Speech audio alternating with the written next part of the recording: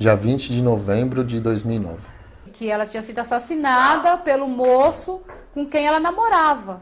Foi um choque, né? Porque ninguém espera uma crueldade, né? Alguma coisa assim com o seu parente próximo, né? E a Sâmia era uma pessoa muito, assim, legal. Eu conhecia pouco ela, mas era uma pessoa legal. E ela namorava com esse moço. E esse moço era bem mais jovem que ela. Ela tinha uns 40 anos, 40 e pouco, e ele tinha uns 20 e poucos. Dava uns 20 anos mais novo que ela. E ela sustentava ele, inclusive, com os vícios. Mas por ela, o irmão dela, ter uma posição boa de dinheiro, ele a explorava. Não contente, né, com a separação, ele a matou. Minha tia teve 2 filhos, né, que ela não foi casada, mãe solteira. Ela nem apresentou muito para a família, né, na verdade.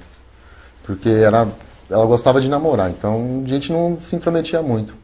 Ele foi indiciado, né, estamos esperando o julgamento. Vai fazer 1 ano agora em novembro, né, não é que recuperou, né, você vai se acostumando com a ideia, né.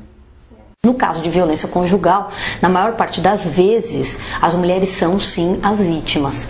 E geralmente, na maior parte dos casos, são casos em que você tem uma violência que se estende, né, por longos períodos de tempo.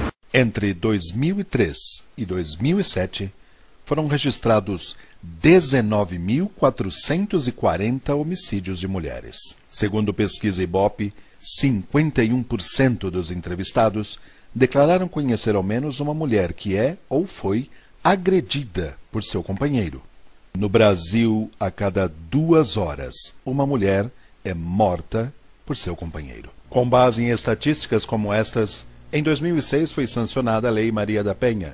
Se for aí no caso de uma agressão, nós temos uma lei nova, a Lei 11.343, que traz um tratamento diferenciado quanto à proteção à mulher, né, no ambiente doméstico, sofredora de lesão corporal, né, ou agressões de outra ordem.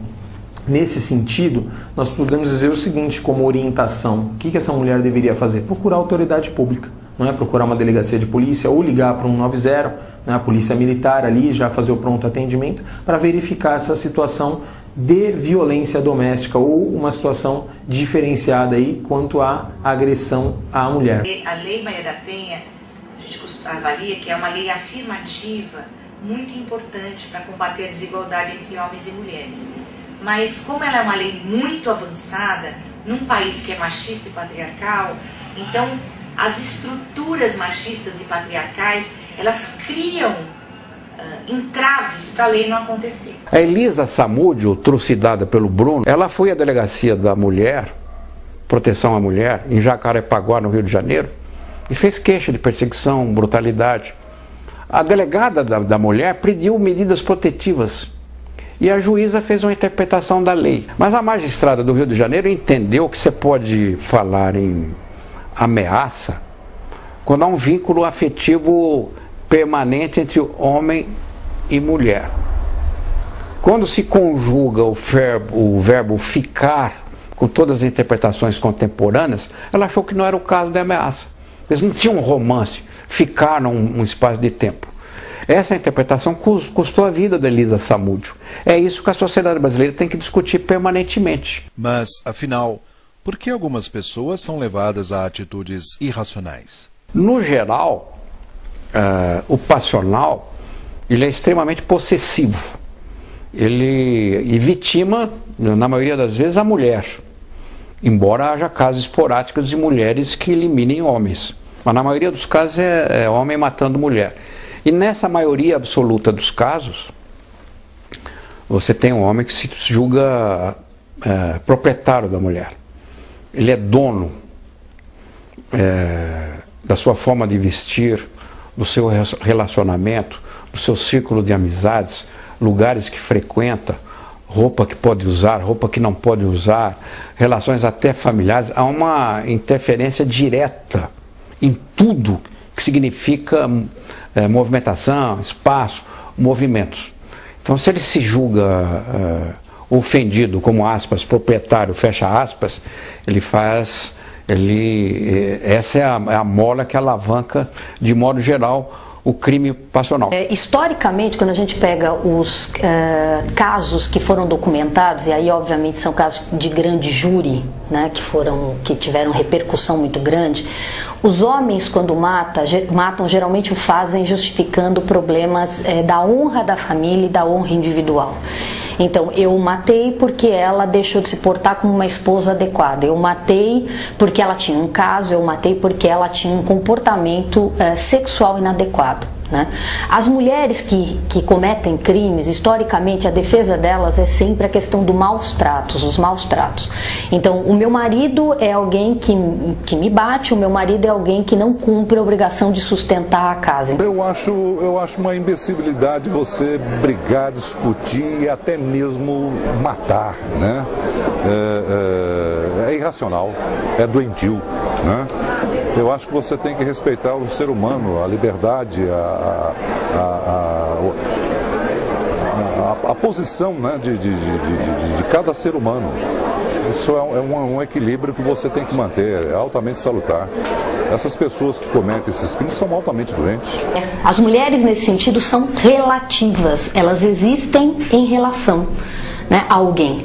Elas são filhas de, né, elas são esposas de, e depois elas vão ser as mães de. Né? Quando uma mulher procura autonomia, ela pode esbarrar nesse tipo de situação. Né? A situação de um noivo, de um marido, ou mesmo de alguns casos de um namorado, que diz para ela assim, olha, se você não ficar comigo, não vai ficar com ninguém. E por que a maioria dos crimes se dá contra a mulher? Violência doméstica é uma cultura, até talvez eu possa dizer, infelizmente do nosso país, em que as mulheres durante muitos anos tiveram aí sob o poder masculino, inclusive, né, o financeiro.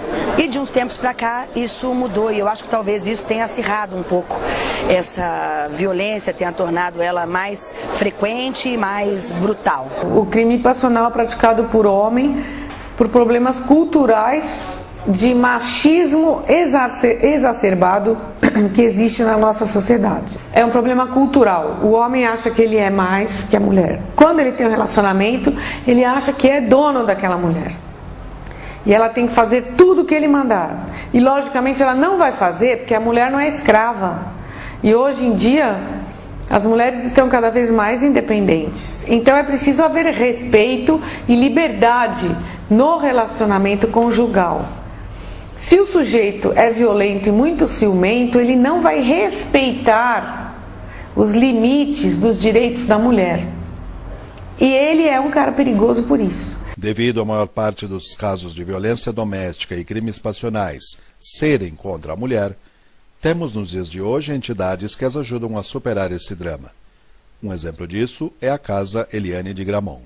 Então, a Casa Eliane de Gramont é um serviço público municipal que existe desde 9 de março de 1990.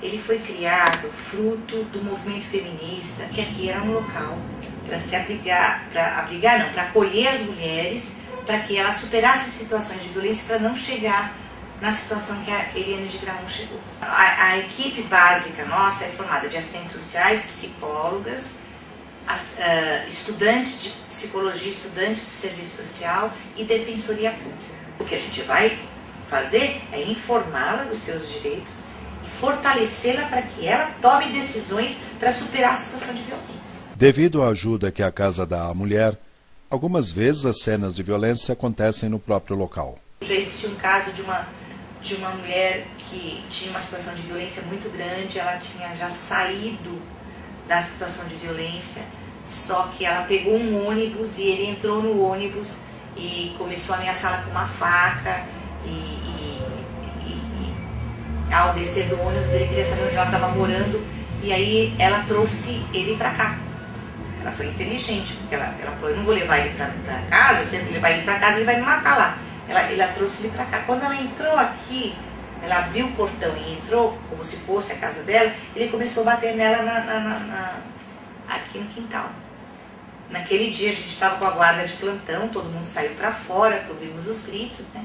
Ele foi atuado, foi preso em flagrante, né? Foi levado para a delegacia e ela foi para o abrigo.